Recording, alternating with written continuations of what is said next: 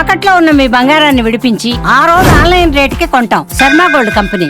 ఇంటి దొంగను ఈశ్వరుడైనా పట్టుకోలేరు అంటారు. కానీ ఇక్కడ ఇంటి దొంగను మాత్రం పోలీసులు పట్టుకున్నారు. 24 గంటల్లో చోరీ కేసును ఛేదించిన పోలీసులు దొంగతనం చేసింది ఇంటివారేనని తెలిసి షాక్ అయ్యారు.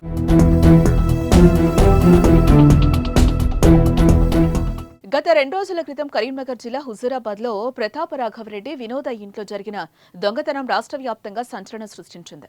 70 తులాల బంగారంతో పాటు 5 లక్షల రూపాయలు ఎత్తుకెళ్లిన దుండగులు అడ్డొచ్చిన వారిపై విచక్షణ రహితంగా దాడి చేశారు. అయితే ఈ కేసును ప్రతిష్టాత్మకంగా తీసుకున్న పోలీసులు విచారణలో నమ్మలేని నిజాలు తెలిసాయి.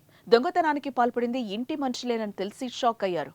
ఈ కేసులో కొడుకు నాగరాజు, కోడలు శాలినితో పాటు మరో ముగ్గురిని పోలీసులు అరెస్టు చేశారు. వీళ్ళు అక్కడ ఒక షాప్ అయింది. ఈడ స్కఫుల్లో ఆ లేడీతో కొట్లాడే క్రమంలో ఇంట్లో బ్రాస్లెట్ పడిపోయింది. సో మనకు ఆ షాప్లో ఉన్నప్పుడు బ్రాస్లెట్ చేతికే ఉన్నది.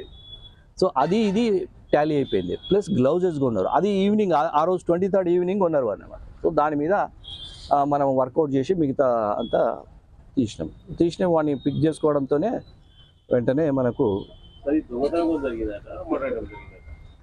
మర్డర్ అంటే ఇప్పుడు మనం వాళ్ళు ఇవ్వకపోతే చేసేవాళ్ళేమో.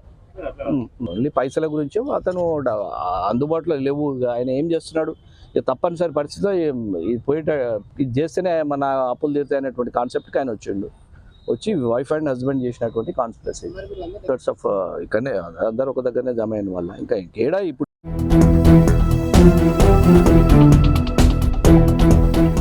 హుజూరాబాద్కు చెందిన ప్రతాప రాఘవరెడ్డి వినోదాల కుమారుడు నాగరాజు అప్పుల్లో కూరుకుపోయాడు. అతనికి దాదాపుగా 1,80,00,000 అప్పు ఉంది. అయితే ఈ అప్పు తీర్చేందుకు తల్లిదండ్రులను డబ్బులు అడిగాడు. అయితే నాగరాజుకు డబ్బులు ఇచ్చేందుకు వారు నిరాకరించారు. దీంతో తల్లిదండ్రుల వద్ద ఉన్న నగదు, డబ్బులను ఎలాగైనా తీసుకోవాలని అనుకున్నాడు. ఈ నేపథ్యంలోనే తన హోటల్లో పనిచేసే మరికొందరు సాయంతో దొంగతనానికి స్కెచ్ వేశాడు. అయితే గతంలో 3 సార్లు ఇలానే ప్లాన్ చేయగా అవి బిడిసి కొట్టడంతో ఈసారి పథకం పక్కాగా అమలు చేయాలని భావించాడు. ఇక అనుకున్నట్లుగానే తల్లిదండ్రులుంటున్న ఇంట్లోకి ప్రవేశించిన నాగరాజు బోర్ ఆన్ చేశాడు.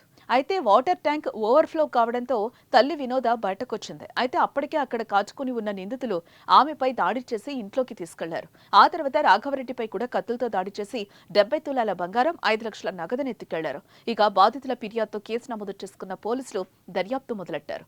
అయితే అన్ని కోణాల్లో దర్యాప్తు చేసిన పోలీసులు ఇంటి దొంగలేనని తేల్చేశారు. ఈ దారుణానికి పాల్పడిన కొడుకు, కోడలతో పాటు వారికి సహకరించిన మరికొందరిని అదుపులోకి తీసుకుని రిమాండ్కు తరలించారు పోలీసులు. 3 times ఎఫర్ట్స్ నచ్చినాయి. వాళ్ళ మదర్ బయటికి రాలేదు. ఇన్స్టెడ్ ఆఫ్ మదర్ వేరే వాళ్ళు వచ్చి బంద్ చేయడం జరిగింది అనమాట. సో మదర్ను క్యాచ్ చేసి మిగతా ప్రాసెస్ చేద్దామనేటువంటి కాన్సెప్ట్ అనమాట. ఇప్పుడు వీళ్ళంతా ఇప్పుడు సమీర్, కృష్ణ, మున్నా వీళ్ళు ముగ్గురు ఫిజికల్గా పాల్గొన్నారు. తర్వాత ఈ హోటల్ ఉండేటోడు ఏదైతుందో మొత్తం స్కెచ్ చేసింది అమీర్ అనేటనే.